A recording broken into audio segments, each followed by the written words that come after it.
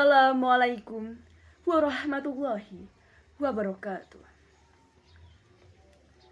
Sugeng enjing rahayu lan wilujeng rawuh dumateng para kadang sedaya ingkang kula tresnani saha kula hormati. Ingkang kinurmatan sesepuh keluarga Mbah Suyarni, ingkang kinurmatan Tuan Kriya Ibu Siti saha keluarga. Ugi sedaya kadang sedulur saha generasi enom keluarga ageng ingkang kula tresnani. Kita aturaken puji syukur dumateng Gusti Allah Subhanahu wa taala ingkang sampun maringi nikmat sehat lan kesempatan sehingga kita saged makempal malih wonten ing acara halal bihalal menika kanthi penuh kebahagiaan lan rasa kekeluargaan. Ing dinten menika kita sami nglaksanani halal bihalal minangka pangajap ngresiki ati, ngiyatake paseduluran lan jagi tali silaturahmi keluarga. Monggo acara kita lanjutaken kalian runtutan acara. Sauntara menika kita datang acara ingkang kapisan yaiku doa pembuka. Monggo kita ngedongani bebarengan mugi acara menika kasembadan kanthi lancar lan pinaringan ridho saking Gusti Allah Subhanahu wa taala. Al-Fatihah. Sabajure kita mlebet dhateng acara sambutan-sambutan minangka pepelinglan pangajap tumrap keluarga ageng. Sambutan kapisan badhe kaaturake dening perwakilan generasi 6 Adik Rina. Dumateng Adik Rina dipun aturi. Assalamualaikum warahmatullahi wabarakatuh. Ingkang kinurmatan sesepuh kita keluarga Mbah Suryani, ingkang kula tresnani Tuan Griya ingkang sampun maringi papan lan pasugatan lan sedaya keluarga ageng ingkang tansah kula bekti lan tandingi. Mboten kendhat kita ngaturaken syukur alhamdulillah dumateng Gusti Allah Subhanahu wa taala awit sampun paring nikmat sehat, nikmat waktu saha nikmat kesempatan sehingga kita sedaya saged pinarak bebarengan wonten acara halal bihalal punika kanthi kabagyan. Sholawat saha salam mugi tansah kapundhataken dumateng junjungan kita Nabi Agung Muhammad sallallahu alaihi wasallam, panutaning gesang saha piwulang kang luhur.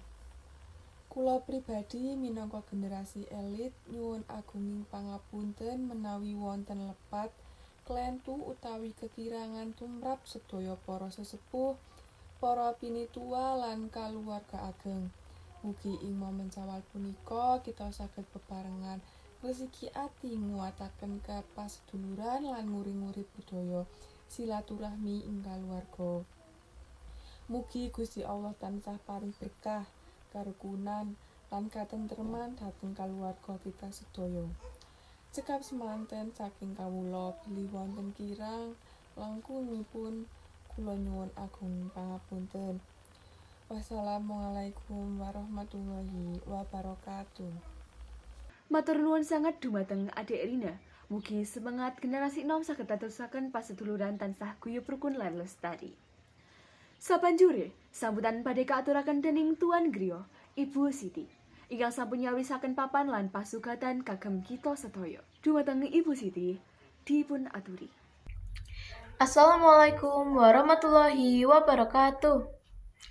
Ingkang kinurmatan para pinisepuh, para sepuh kakung lan putri, para kadang sedaya ingkang kinasih.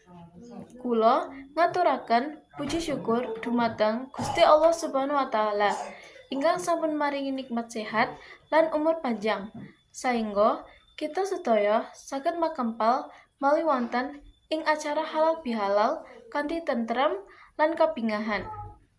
Momen kados niki prayogi saged kangge nambah erat paseduluran, ngugemi warisan kabecikan saking para leluhur, serta mbangun rasa tresna wonten ing antawis keluarga.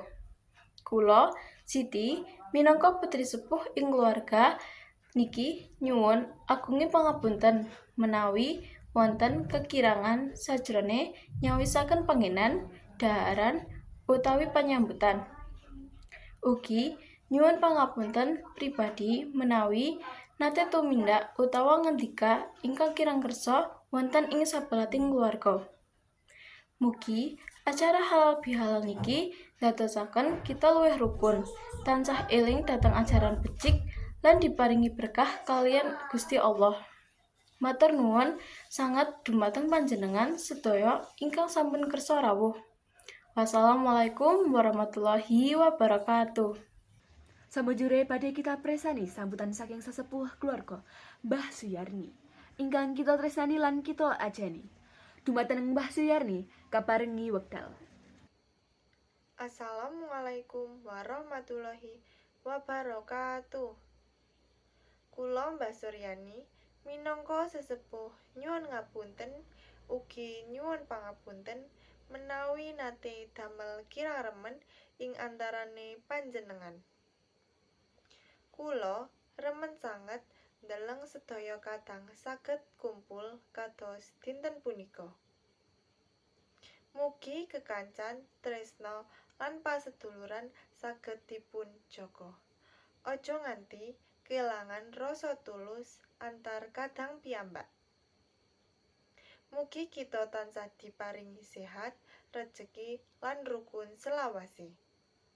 Aja lali nglestarekake silaturahmi lan ajaran leluhur kita. Awit punika pusaka ing paling adi. Wassalamualaikum warahmatullahi wabarakatuh. Matur nuwun sanget dumateng Mbah Suyarni ingkang sampun maringi piwulang lan paweling. Mugi saged kita tindakake sesarengan. Wekdal punika kita dhateng acara ramah tamah lan dhahar bebarengan ingkang mesti sampun dipun antisipasi. Monggo panjenengan sedaya nikmati pasugatan ingkang sampun kaatur. Aja isin-isin amargi punika berkah saking Gusti Allah kangge kita sedaya. Sedaya acara sampun kalempah kanthi lancar. Kula minangka pambagya harja nyuwun pangapunten bilih wonten lepat kekirangan utawi tembung ingkang boten meranani manah. Mugi acara halal bihalal menika ndadosaken berkah nyatake silaturahmi lan nyawisake rasa tresna antar keluarga. Wassalamualaikum warahmatullahi wabarakatuh.